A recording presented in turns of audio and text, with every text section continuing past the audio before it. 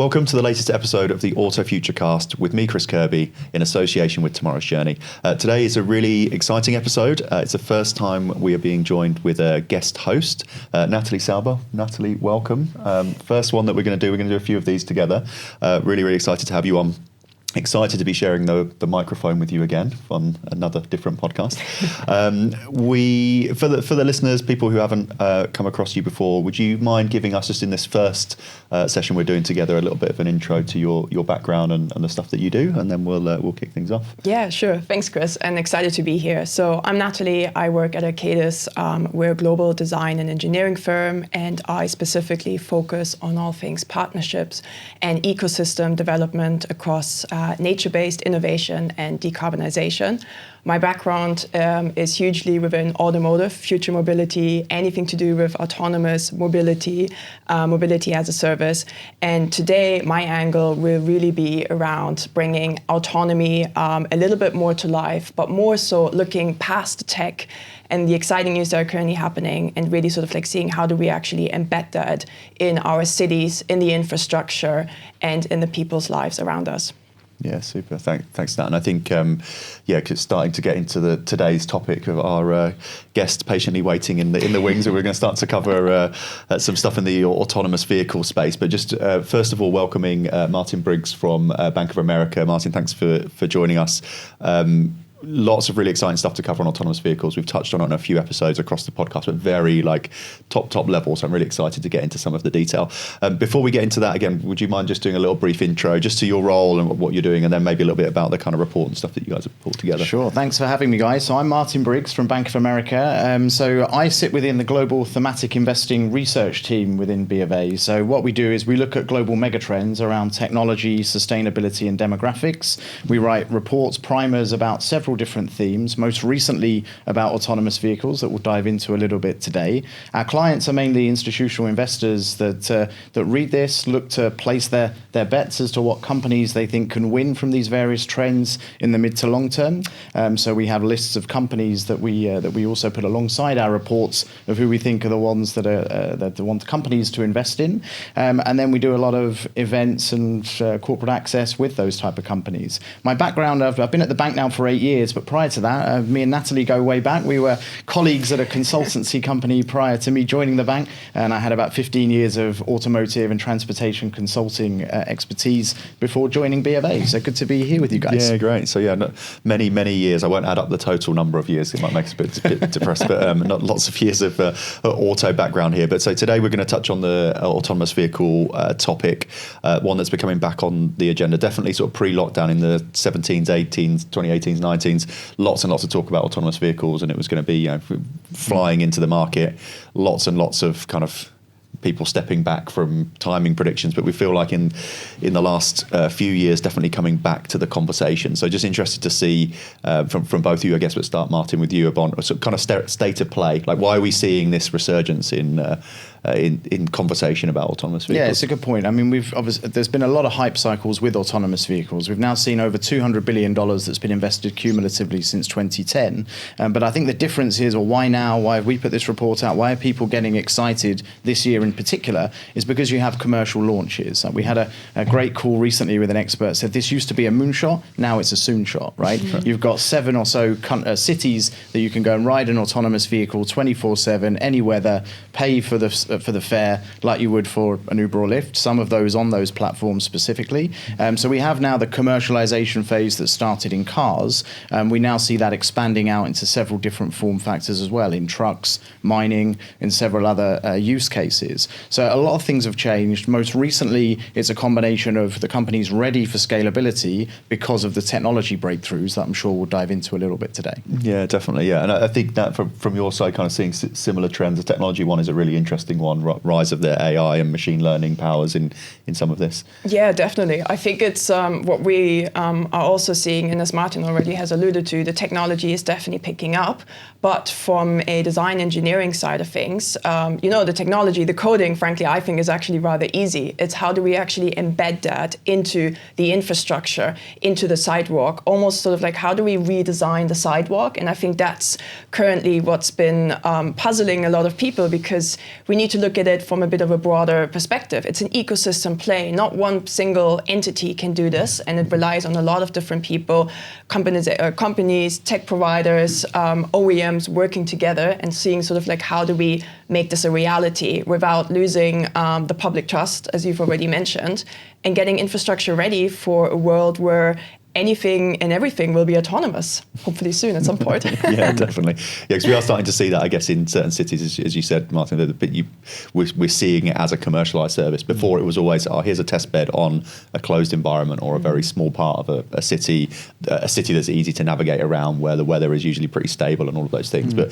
we're starting to see them being deployed in wider environments now. So I guess that's probably one of the reasons why you say moonshot to soonshot is definitely, we didn't talk about that before. I really like that phrase. I'm probably use it a few times today. So yeah, what do you think is kind of going to be some of the next steps that we see in this? How's that going to transition over the next couple of years? I think one of the key things that's delayed the transition to autonomy is the scalability. So what's changed on the technology front are a few things that are maybe helping to enable that. The first is simulation. So previously, autonomous vehicles, as Nat said, whilst there's the coding aspect, a lot of what would need to be done would be testing on-road, real vehicles, safety drivers. And I saw a study that you need to do about 2 billion miles of testing to get to the kind of data that you'd need to train AI models for self-driving. Now, I'm not sure how many miles you guys drive a year, but I think that's going to be a lot of cars, a lot of cost, a lot of human safety drivers. So simulation doesn't replace that entirely, but it can speed up the process significantly of the on-road testing. So AI and simulation is the first thing. Everyone's now heard of large language models, right? Yeah. ChatGPT, generative AI.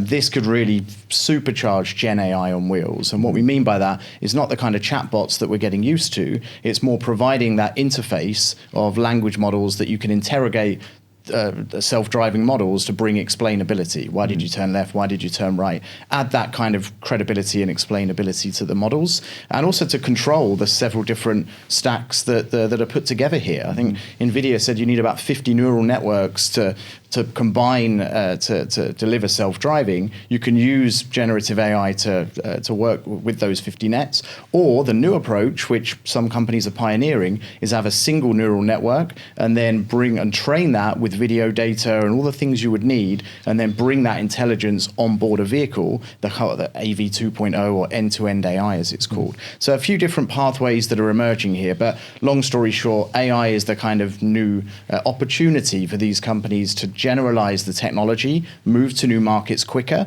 And that doesn't mean that it's going to be in every city overnight, of course. There's still a lot of hurdles, both on the tech and regulatory front, that we can talk about. But it does mean that instead of having to program a city and then spend the same amount of time on the next city, the economies of scale and the networking effects here are starting to come into play. So we can almost sort of like say that autonomy is having its own ChatGPT moment at the moment, and everything is just completely speeding up to the point that we're surpassing different versions of it. But also to the point that you said, Martyn, I think it's almost sort of like we have fed it all the data that we could possibly have right now. Now it's almost getting to the stage where it can learn and adapt on its own. And I think that's where we're going to make some massive, massive improvements in terms of not only the technology, but also getting people to trust it more and trying to find different applications. I mean, we're talking cars predominantly here today, but I think also in the report that you mentioned, I think the addressable market size is way bigger in some of the other applications as well, across the board. So the one thing I forgot to mention as well, AI and data and the tech side of it is really important. The other, of course, is the hardware. We'll talk a bit about the direction that's going towards. But if we'd have had this conversation 10 years ago, the kind of sensor costs that you would need for self-driving, we're talking hundreds of thousands. It's still a bottleneck, but it has got dramatically cheaper. And you are getting that now with scale, where LiDAR, radar, camera, ultrasonics are being put into production vehicles that for privately owned vehicles, and that's dramatically bringing the cost down. Hasn't it almost like halved, I think? Yeah, the cost of LiDAR, certainly, mainly because a lot of the Chinese OEMs are putting LiDAR in passenger EVs now. The cost of LiDAR has halved between 2023 and 2024.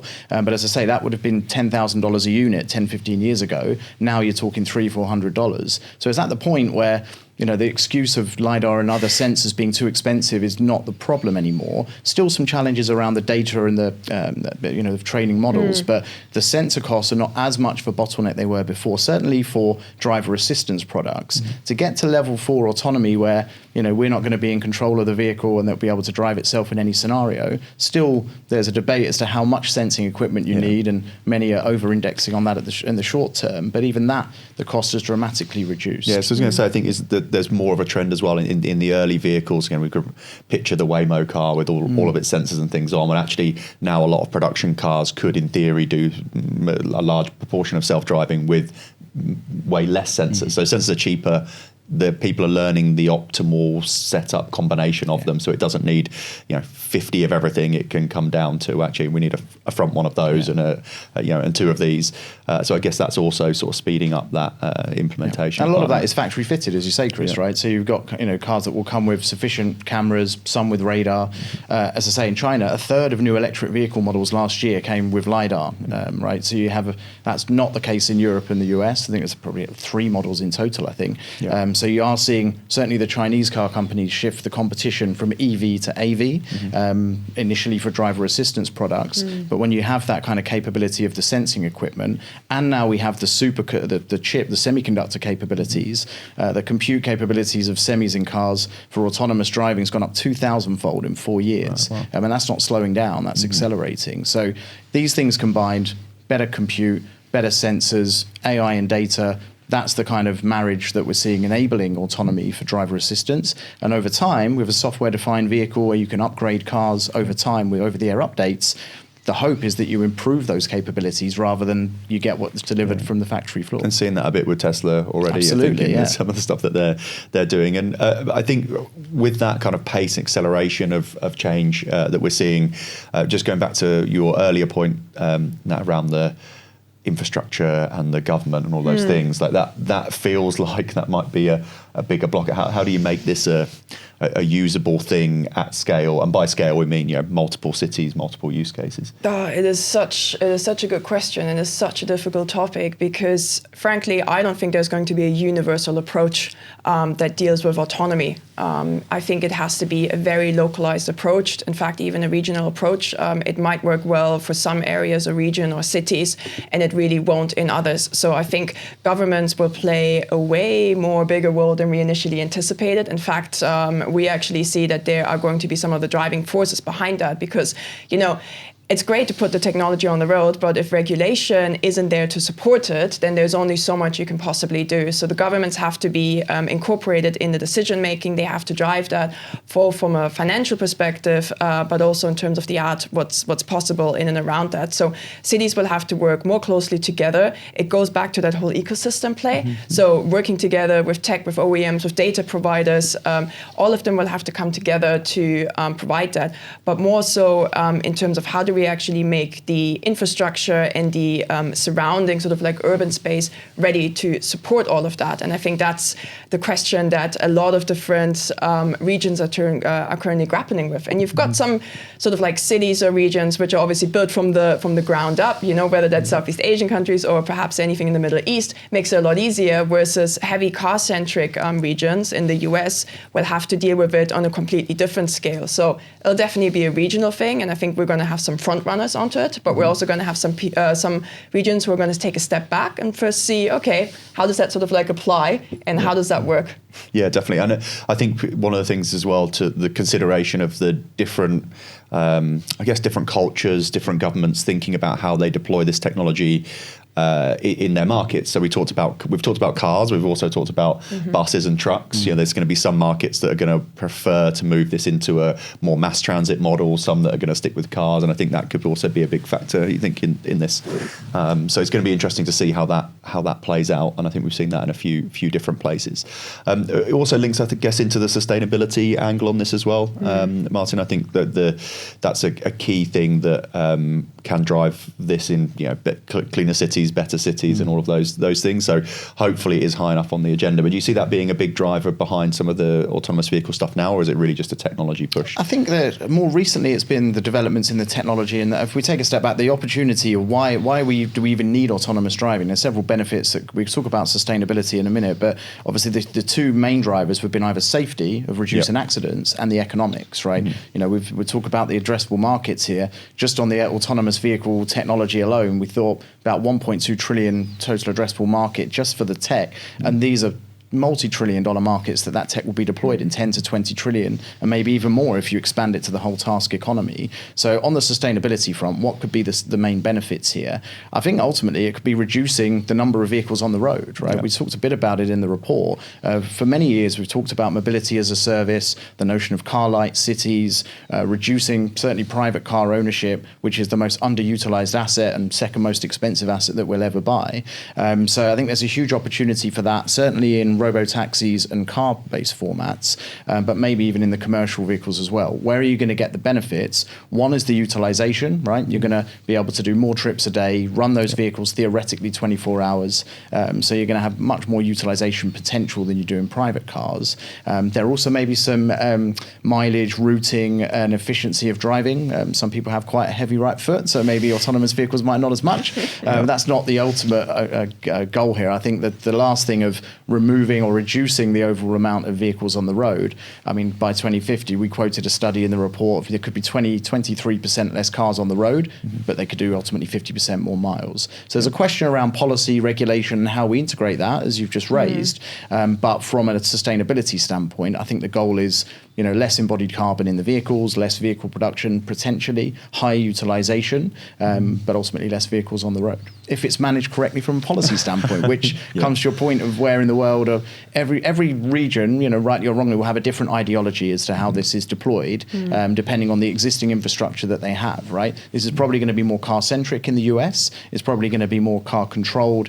centralized certainly from China and countries such as that, whereas in Europe, it's probably a bit more car-light, based around public transit, existing infrastructure, and doing and complementing where there are gaps potentially, if it's done correctly. Yeah, is that kind of how you're seeing it as well, Natalie? You're relatively close on the ESG side of this as well, looking at it. What are going to be the big drivers for cities to be kind of pushing this? I think, as Martyn rightfully said, we need to really sort of like be sure that we integrate autonomous driverless cars into the already existing infrastructure. And I think it's really important that we don't just swap one ICE vehicle for an autonomous vehicle, because ultimately we're almost sort of like producing silent traffic jams in a way. So I think they need to be rightfully integrated and also sort of like have the right use case in and around that. And then from a sort of like another angle, what I would love to see is have these autonomous vehicles or any, I guess, future mobility service integrated into nature, so that we can sort of like continue to focus on regeneration and parts where we've obviously laid either massive car parks or we build a lot of highways cross-fund. So I think the nature-based implementation is extremely important to sort of like make sure that the species are still there by tomorrow, but also to retain some of that sort of like natural environment, which is really key. And I think that's where the sustainability angle also will have a really strong role to play. I think maybe the final thing to throw in the mix, which I forgot to mention, is around the type of materials used, right? Yeah. But a lot of the potential benefit of autonomy is you're reducing accidents. Some of the current studies that are like Waymo and others are putting out of up to 80-90% fewer incidents on the road. Now, whether that gets to 100%, who knows? But if that starts to improve and get to the stage where there's not as many accidents, and you could use different materials, right? Either less rigid, less expensive, less metals potentially. So there's lots of opportunities there on the material science front that could be less environmentally harmful. Which also creates efficiencies across the board as well. Less accidents, less impact on traffic, less time off the road. Back to the utilization topic as well, less time off the road. And you talk about, but going back to a more today business model, but the Uber driver model. I work with a lot of fleets who provide vehicles to Uber drivers. Their biggest challenge is vehicles off the road. Small accident has to be repaired, car off the road. So you can take some of that efficiency into the mix as well. Thinking again a bit about the cities aspect of this, one of the things that I find really interesting is about the kind of social acceptance of this. So again, we're sort of still talking today in an ideal. We're seeing the vision of where this can go. I still recall the robo delivery things. I've got to think of the name of them, but the little robo delivery bots were first deployed in the housing estate that I lived in Milton Keynes. We were one of the first places to have it. And for the first little while, people did not like these things driving around their footpaths and their kind of sidewalks, but then got very, very quickly kind of witnessing through that lockdown period, people just very, very quickly being like, oh, okay, well, it's just one of those things. The benefits of those, yeah. I mean, I've also seen the headlines, either they're sort of like extremely welcomed, or otherwise, I guess people start chasing them, sort of like misusing them and whatnot. So I think it needs to be slowly, I guess, integrated into society and shown the benefits of it, and made sure that the technology will, I guess, has its place and its use case, which I think is really key. Yeah, definitely. I think what I witnessed, and I like a personal, non-data backed analogy of Chris Kirby's view on it. But I noticed that for the first little while, people were a bit doing the jump. Kids were jumping in front of them and doing all this stuff. Very quickly, people got bored of that. But then I found that you could tell people that were not locals, but who were visiting, a grandparents of a family who lived there, because they would then be amazed. So you'd be, 6 months down the line, everyone's fine, and then one person's going, "Oh my God," and videoing it. Oh, you're not from, you haven't recognised it.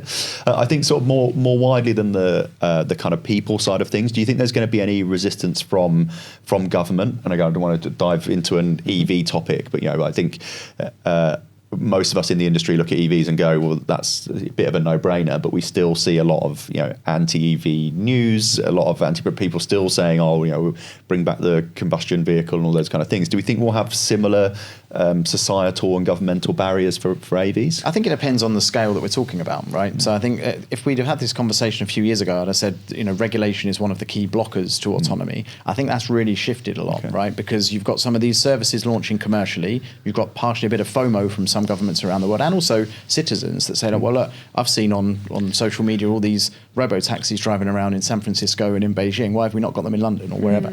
So you have that kind of change of sentiment a little bit, but that doesn't mean that it needs to be doing 100% of trips at all times, right? So are we going to see resistance either from the governments or from citizens where jobs might be affected, be that truck drivers, taxi drivers or whatever? Again, it depends on the scale of operation that's going to be implemented.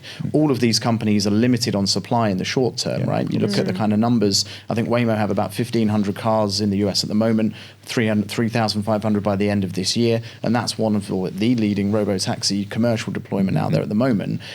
So the costs are coming down a lot, but we're still talking the thousands of vehicles, not millions potentially, right? So in the mid to long term, sure, there's going to be questions around where these vehicles should be deployed, but I think this is more of an opportunity for public policy and regulation than it is on the EV transition, because ultimately these vehicles can be geofenced, right? You can you're seeing that happen in China, where they define the areas that these vehicles are safe to operate and nothing beyond that. So you can almost deploy that in a very concentrated urban area or a suburban area only. That's something that is a conversation for regulators with the companies, rather than what we saw with the ride-hailing market, where you download an app, you incentivize customers and drivers, and you're off to the races, right? So it's a slightly different business model here. Yeah, there's a control over that implementation, which I think is interesting. I guess there's also some social good aspects to this as well, which could also be deployed more easily. People who aren't able to drive, for example, and being able to give services to those people more easily than taxis and other things. That's a good point, is because you're increasing now the accessibility of those that certainly don't need a driving license, and ultimately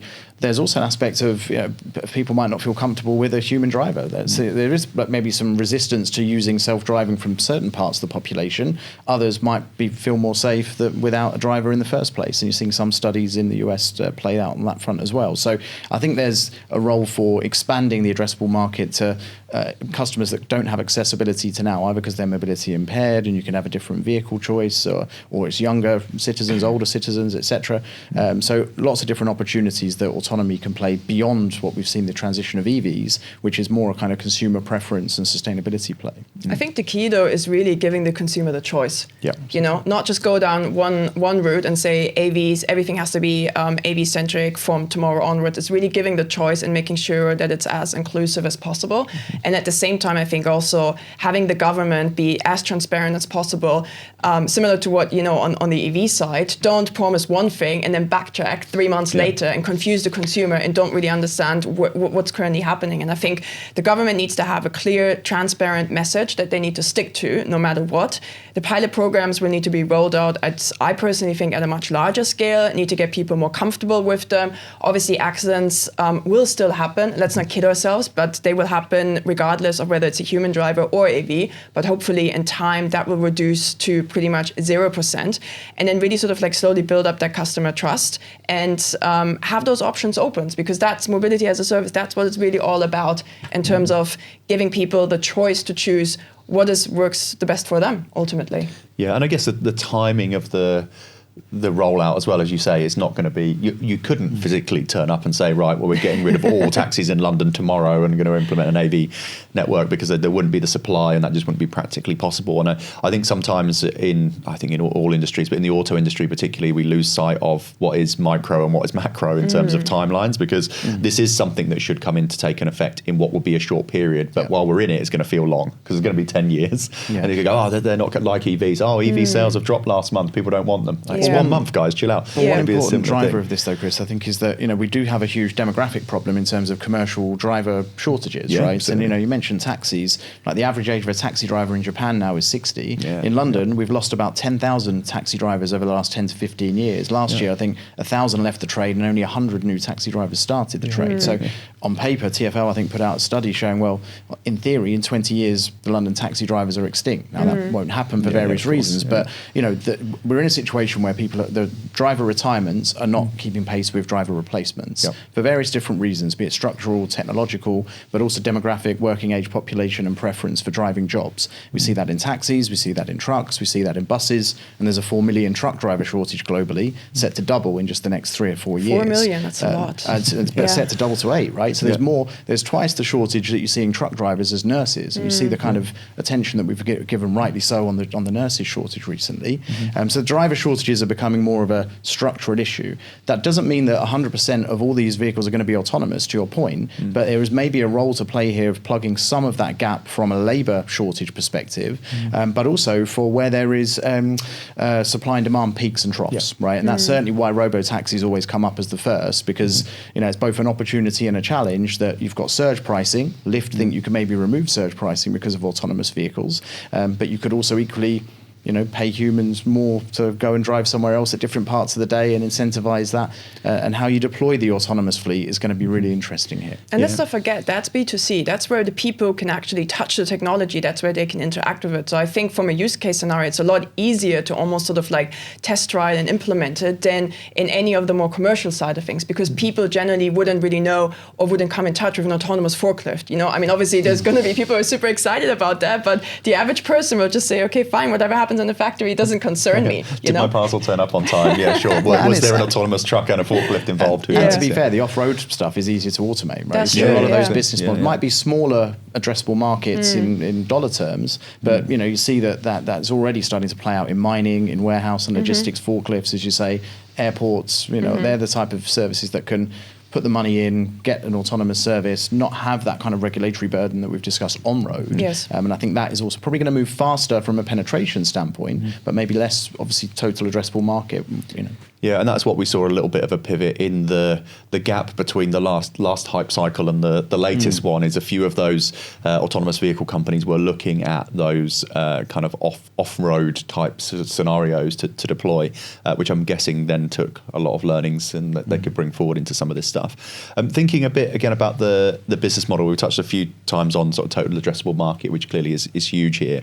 But there's sort of a question about the timings of how things are rolled out and the commercialization, I guess return on investment for investors. So much money's been invested in these. What's the return? And also like the structure of how this is going to work, software play versus hardware play, and how that's going to handle. I mean, in terms of kind of business model structure today, what's your take on how people are looking to get their first monetization of this? There's a few stages to this, and I think already we see there's about $75 billion market just in the sensors that are being used for ADAS, really, or driver assistance systems. So there is a huge opportunity there, more so in the hardware. You also mentioned software that's going to be more, I guess, defining how far this technology can go in the mid to long term. I mean, we reckon we've quoted some studies in the report that by 2040 is a potential 700 billion addressable market in cars. But if you add together freight, logistics, warehouses, all the things we just discussed, you get to over 1.2 trillion. But that's just in the kind of tech for AV. So to your point on the return on that investment, I think we've gone through the stage where any autonomous vehicle company was getting funding to now a more concentrated, consolidated list of players. About 9 billion was invested last year, but that was really concentrated into a few companies as the second highest investment that we've seen annually in autonomous vehicles since, I think, the highest being in 2021 when money was a lot cheaper and there's a lot of the SPAC trend. So I think ultimately we're seeing now more money's going in, concentrated into a fewer players that are ready for commercialization, and that the return on that's going to be dictated a little bit by the business model. And I think in the short term, we're seeing all the driver assistance products getting more democratized in private cars. The robo-taxi opportunity is, of course, the big one from an addressable market standpoint, but I do think that's going to be concentrated initially to where you see the big ride-hail and taxi markets of the world today. I mean, Uber is in 200-300 cities of meaningful scale. That's the type of first place that you'll see these type of robo-taxi deployments. How far it can go beyond that, I think will ultimately depend on the price, how cheap you can get the price per mile, which is predicated on removing the driver and all the technology costs, which are still quite significant in the short term. Yeah, definitely, and I think it's definitely an interesting one to see kind of the timings of these and kind of how they roll out one by one. We've talked about total addressable market, thinking of this in a startup world that now we've started to commercialize it. It's a bit more obvious to see who can actually do it and who cannot, who can monetize it and who cannot, because again, early stage startup stuff which I've been involved in, you can just go, total addressable market, $10 trillion that we need our investment. But actually when you're putting it into, you go, right, okay, well, this is how much it cost us to deploy 50 in this city. It's it's a more concentrated piece of mass. You can look at more the actual serviceable market for that particular company, I guess. And also there are some costs that tend to be forgotten as well. I mean, we look at it two ways of either, as you say, Chris, here's 50 cars, 100 cars, and then you multiply up the cost that way, or you could look at it top down and be like, well, look, there's 12 trillion miles that are driven on roads now, which are probably going to go up over time, you'd assume. Whatever price per mile you end up taking, you've only got to scratch the surface and take 1% of that to make a multi-billion-dollar business here. But ultimately, somewhere in the middle, the forgotten costs are things like do we need teleoperation in that service and remote operation? You might not need that in every service, but you might in some. And then the kind of data processing costs alone, if we move to this more end-to-end AI-driven approach to autonomy, that could grow the kind of GPU requirements, semiconductors tenfold, and the data storage about 20-fold based on the studies we looked at. So, there's some of those costs need to be borne out as well. Of, do we need more data centers? Do we need more energy to power them? And how far do you go with that? Is more of a play for the big AI and tech companies as well, of course. Yeah. And the good old-fashioned fleet management as well. These are physical assets, right? They're going to things are going to go wrong with them on the ground. They're going to get stuck places. They're going to get punctures. They're going to get other things, and you can't you can automate some of that a little bit maybe, but it's still the same challenge that's becoming a bit more present. Actually, you see some of the companies either acquiring fleet management businesses or setting up their own. And I mean, some deals that are being made between robo-taxi companies and fleet managers directly, because ultimately someone's always going to need to own, finance, maintain, clean, charge these vehicles. Now, in a ride-hailing world, that's the driver, right? You can push a lot of that to the human operator.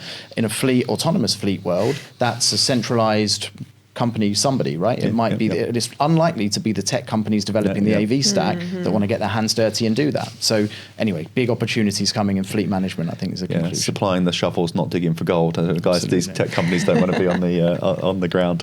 Is that a thing kind of from your side as well? You're seeing, I'm keen to stay on the fleet management bit because it's my background, but I promise we won't dwell on it too. I figured as much. Fleet management, it had to come in somehow. Let's get that in. But yeah, definitely think it's going to be a key part. I mean, again, we're definitely seeing seeing at the moment. 100%, and I think it's a huge. Again, I'm gonna keep having to hammer this one in, but it's an ecosystem partner play. You know, everyone will basically have to come together. And Martyn already said to it: if we're taking out a human driver, how are we basically going to replace that from an operational perspective, from a maintenance perspective as well? So there's also a thing around new business models, new revenue business models. How do we sort of like optimize that? Are we going to have AI,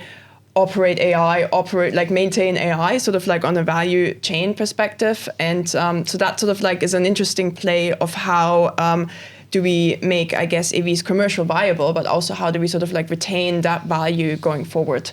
In a way. I think we could definitely see some changes in business model as well. So I guess the underlying cost per mile, pence per mile to operate, how the user pays for that, depending on the use case, doesn't necessarily have to be £5 for your trip across London. There can be different models, subscription type model, subscription to a service, Gosh, we love a membership subscription levels. to a service, don't we? I think you'll start to see this, but I mean, look at the companies that are developing some of the self-driving tech, right? Amazon, Google, other tech companies of the world, and they're ultimately want to monetize your eyeballs, right? If you think that, you know, whether it's from advertising or sounds so painful. I know. Right, that's one reason. True, but I think ultimately, you know, that pay for your ride. We look at it as, right, we buy a car or we buy a ride or we pay for that per trip, per season ticket or whatever.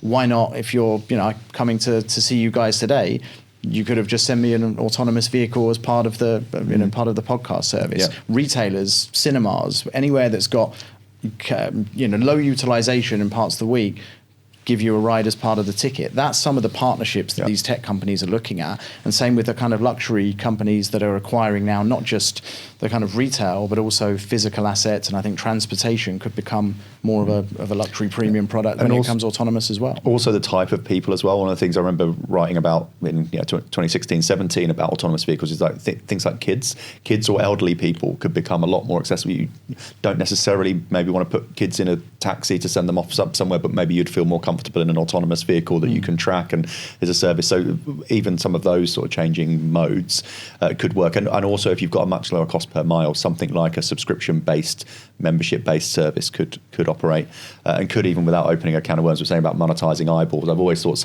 you could have a service from these companies, one with and without ads, one where you have to sit and look at ads the whole time and it's half the price, and one where you don't. And all of these things could emerge in the mid to long term. I think one thing that a lot of these companies are targeting though is licensing, right? A lot of the big question at the moment is, to develop self-driving, do you need to vertically integrate everything yourself, which has been expensive, it's time consuming, you've got to have an army of engineers to do it, and then you've got to integrate that into a vehicle, and not, some of the tech companies don't want to build vehicles. So do you vertically integrate that, or do you create a technology that's so reliable, upgradable over time and certifiable that you can put that into, it doesn't need to be any vehicle, it could be 2, 3, 4 partners. And that's what some of the self-driving car companies are now starting to do, creating deals between an AV tech stack and a car company and maybe a fleet manager or financier. Those type of relationships are being built out already. I think we'll see more of those in the next year or so for sure. Yeah, definitely splitting the difference between hardware and software could be a thing. You could see some car companies go down a hardware route. We're going to build flexible boxes that can be bought by the service providers and they'll put their own OS or someone else's OS in there. But as you say, actually the layers of financing insurance, fleet management, all of those things are going to be really key. It's almost like applying a Lego type of model. We're just going to basically take different bricks, put them together.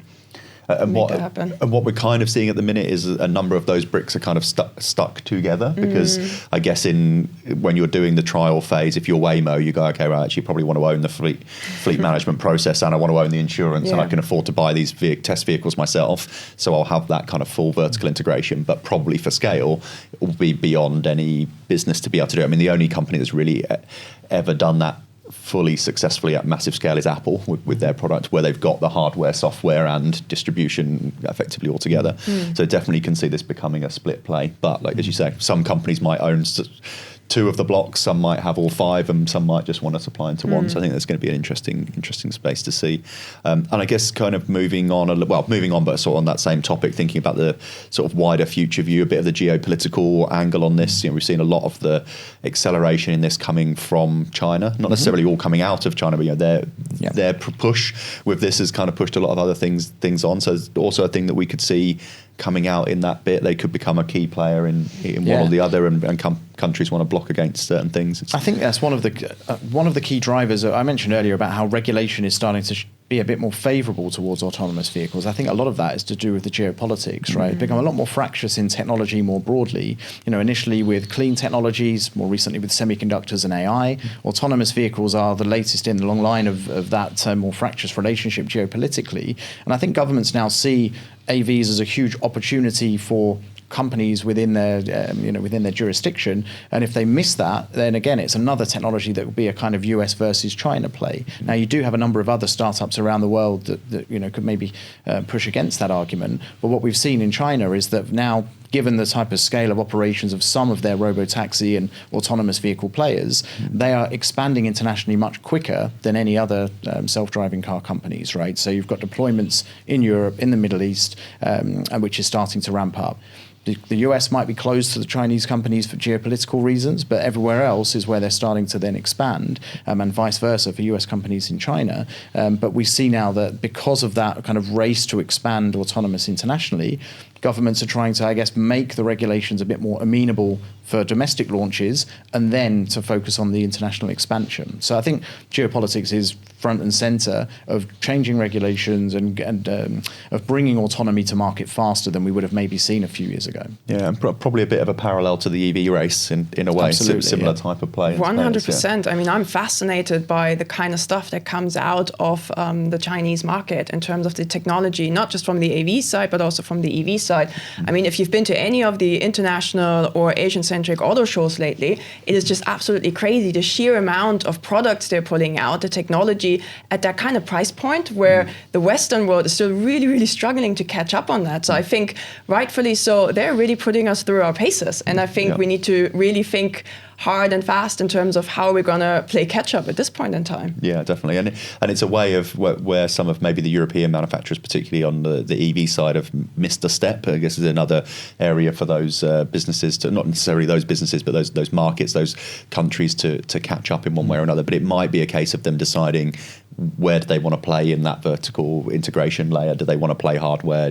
Do they want to produce really cheap, flexible hardware solutions? Do they want to go software, and how that's going to kind of play out? And also the partnerships, right? It's not ultimately that, you might see more of the hardware, whether it's a European car company with Chinese autonomous vehicle technology or with Chinese sensor technology because the LiDAR is so much cheaper. There's those type of relationships will also are starting to play out. Certainly in the EV market, I think the autonomous vehicle market will be a natural progression of that, whereby, over time, you want to use either what's going to be the safest, most efficient, cheapest technology. Geopolitics is influencing that at the moment, but I think we will start to see a lot more partnerships between US autonomous vehicle companies outside of the US and Chinese outside of China, and that's what's starting to happen now. Yeah, okay, yeah. Partnerships definitely, I think, is going to be an interesting one, and just really interesting in the most recent, I guess, trade climate. Before it was very collaborative. Obviously, Trump's stance has caused some big divides in a number of those, particularly around the EV space. So it'd be interesting to see how this navigates it. Maybe it's a longer term play that won't get caught up in it. The selling of cars is a today thing, and this is feels like a soon but going to come over the next 5 to 10 years thing. If we're starting to think about some of the future view, then where do we see this going over the next? I usually say when I'm thinking about the future part of any of these podcasts, like looking at the next 12 months, feels like that's probably a shortish sort of time frame for this. But what do we sort of see the next steps going? We've kind of seen it come back on the radar.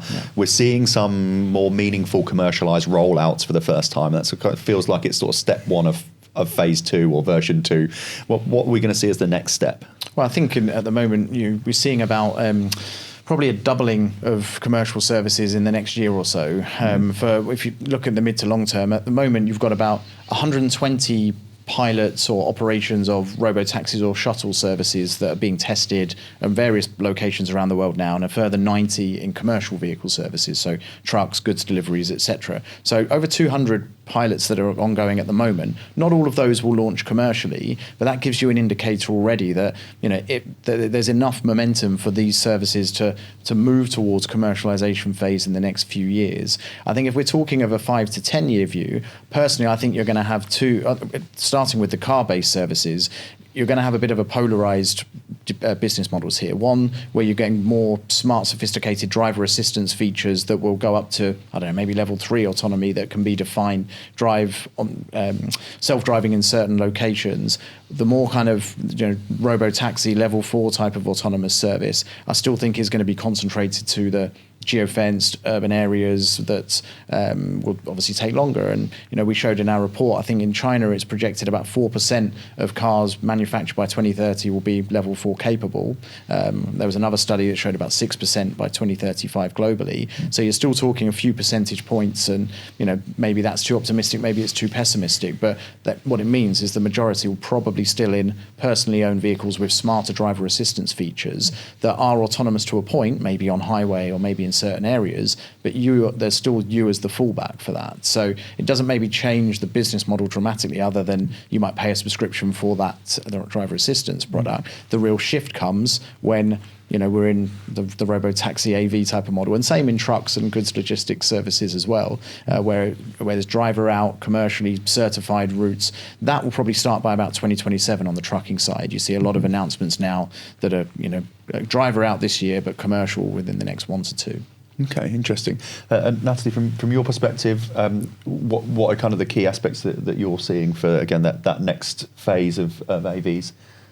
I think I'm going to take the sort of like the more urban city infrastructure angle and sort of like strive a little bit away from the technology side. But what I would like to see in terms of how AVs integrate into our lives tomorrow, into the cities of tomorrow, is really hoping that if we get this right, we can actually reclaim some of the space that is currently extremely car-centric. So of course, we'll still have the cars, even if they're autonomous, on the road, but I'd love to see more green spaces that, again, gives people the options to move around freely, while the cars are almost sort of like blended more into the infrastructure. At the moment, every city that we've been to, or at least any of the sort of like the older cities, is heavily car-centric, and it would be great to see that a little bit more integrated, where it's sort of like we have that almost nature-based comeback where we make space for a lot more greenery, green spaces, and sort of like start integrating the cars into this whole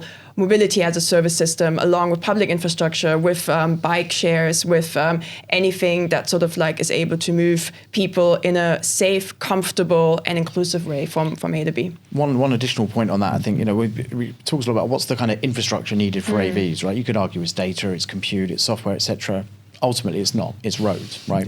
If we could double, treble, quadruple autonomous vehicles on the road in the same way we have with private cars over time, but what do you need for that? Infrastructure of roads. And should we then quadruple the number of roads in urban areas for autonomous vehicles? Some might argue yes. I would argue no. So that, to Natalie's point, I think needs to be, that's where the policy angle comes in of how do you want to embed self-driving cars? I think the big opportunity is you remove the total number of cars that could be utilized more, or trucks or vans, etc. But it needs to be managed in the realm of what infrastructure do we have? Should we repurpose some of that for pedestrianised cycling only, and a trend that we've seen in cities like London over the years, because that makes cities more livable ultimately. But autonomy needs to kind of fit into the mix of the urban realm. Yeah, I mean, autonomy is really a systems challenge. It's not just a tech upgrade. And I think if we sort of like get this right, then we can make this into a much more sustainable future as well. So the tech part, honestly, I think the tech part is really, really easy. It's everything else that we need to do in order to sort of like fit around that. I think that's the hard part, but that's also the most exciting part. So I can't wait. Yeah, definitely. And I think getting that, good place to finish, I guess, but seeing the benefit of it, I suppose from a user's perspective, it's just about getting from A to B. We get excited about it because we're in the industry and we're thinking about how it all fits together. From a user's point of view, we're saying, we can make it easier and cheaper for you to get from A to B, and maybe we can give you some benefits of having cleaner cities and more urban, better urban spaces. And I think, if that can be the output, which actually should be the thing we're focusing on. We're all concentrating on technology and the innovation side and the rollout and government and all the things that we've talked about, which is super important. But I guess to an end user, if they're going, I can have more green space and I can get places cheaper and easier, then that's the goal, which we shouldn't forget, which we often do in these types of things. Yeah, and I think the key factors people are going to think about is, right, I need to get from A to B. What am I going to think about? Cost, journey time reliability, and maybe sustainability as well, right? So all of those features are going to be the same in an autonomous world. If I took a train here this morning, I could have driven, but it probably would have taken me 3 times as long, and I've got nowhere to park when I get to work, right? Yeah. So that's an infrastructure play, it's a cost play, it's a congestion play, it's a policy play, and I don't think that would be any different in an autonomous world. Hence, it needs to complement rather than compete, and be disruptive in certain areas, but also can be managed effectively, I think. Yeah, definitely. The key driver for adoption is going to be the benefits to the user downstream. Guys, thank you so much, both of you, for your time today. Natalie, thank you, but also see you on another podcast soon. Martyn, thanks for coming along and sharing your insights on this. Super interesting, and the report's really fascinating. Thank you for listening. If you've enjoyed this episode, please check out the other episodes across YouTube, Spotify, Apple and Amazon podcast. Subscribe as well. Lots more to come. Lots of really good episodes previously as well. Thanks very much for listening.